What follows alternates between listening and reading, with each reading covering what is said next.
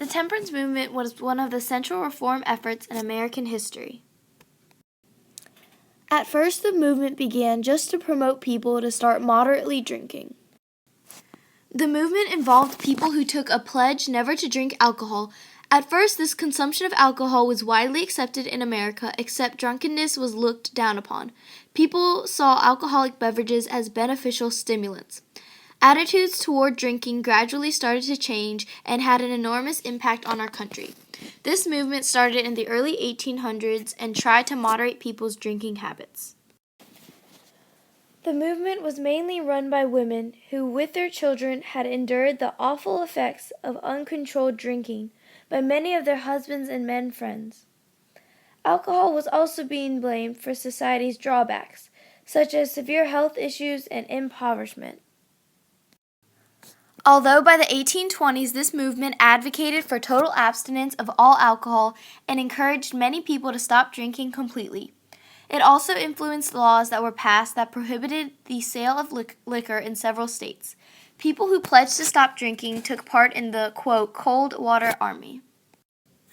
During the time period after the American Revolution, a lot of Americans drank excessively, mostly because there were a lot of economic and social issues because of inflation after the War of Independence, sparking the beginning of the temperance movement. People drank a lot too because it was a part of everyday life. Alcohol was part of so many social functions that included marriage ceremonies, elections, and militia gatherings. The temperance movement began in order to solve this growing issue. Also, this movement began because American citizens started believing that they were living in an immoral manner because of all the alcohol they were consuming. Many were frightened that maybe God would not bless them or the country because of these corrupt people who were threatening America's political system. In order to survive, these people believed they needed honorable citizens. Once again, religion was a large force that had an important impact on this organized reform. The Second Great Awakening, for example, which was taking place in the 1790s, had swept a religious revival, altering the role of churches and ministers in communities. These revivals sparked large numbers of people to act to right the wrongs of the world, including drinking. Since society saw drunkenness as a factor contributing to crime and poverty, many temperance groups wanted moderation to reduce the percentage of crimes in impoverished people. To achieve their goals and to make this movement as successful as possible, the people used various techniques such as holding lectures, putting pamphlets up for all to see, organizing rallies, and writing essays.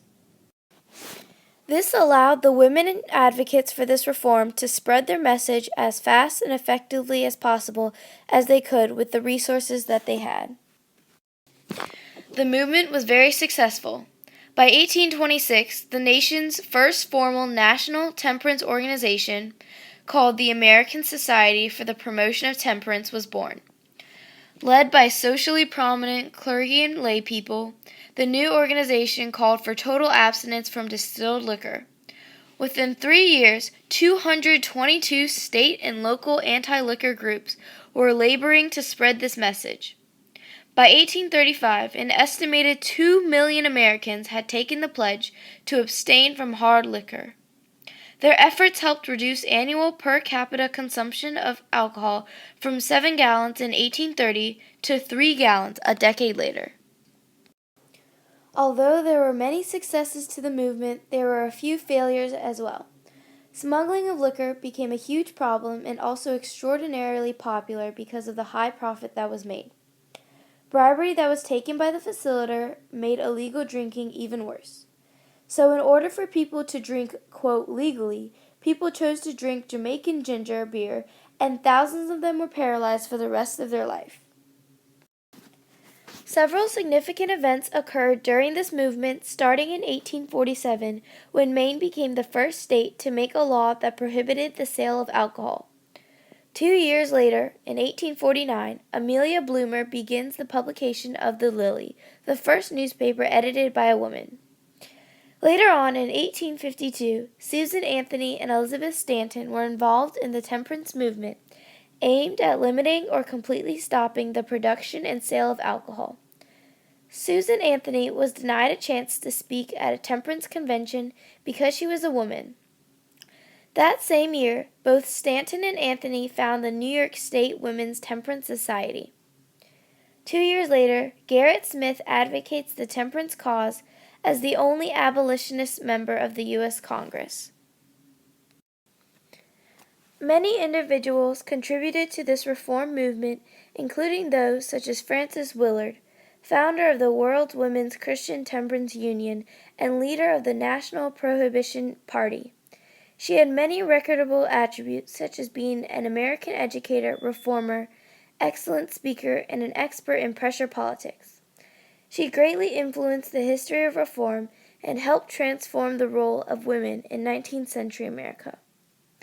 Another significant individual that contributed to this reform was Carrie Amelia Moore Nation, who was an American woman who was a radical member of the temperance movement.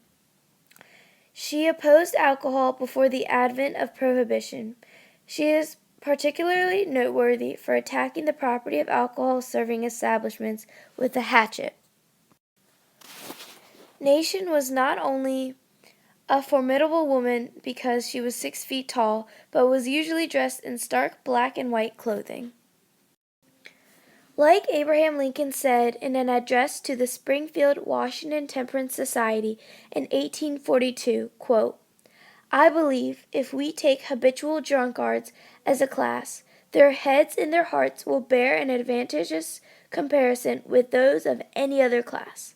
There seems ever to have been a proneness in the brilliant and warm-blooded to fall into this vice." End quote. Lincoln is saying how if we start acting like drunk people are the same as, say, a sober middle-class person, soon enough that is how we will see them as. We are somehow being manipulated into this corruption, and we must stop it. However difficult this may be, we must stop it before it progresses any further.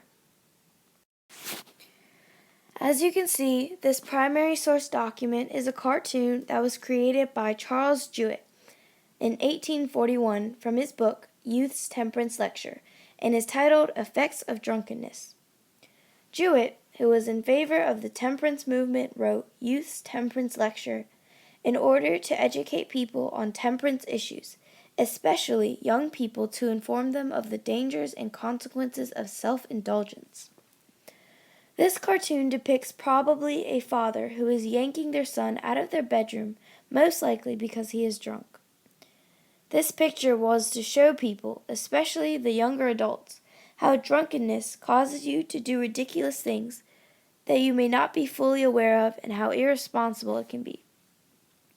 Because women had such a large impact on this movement, this cartoon is a perfect example of why they started this movement in the first place. Women were largely affected by their husbands, who usually had a little too much to drink. Thus, they suffered the consequences, which even went as far as their husband's death.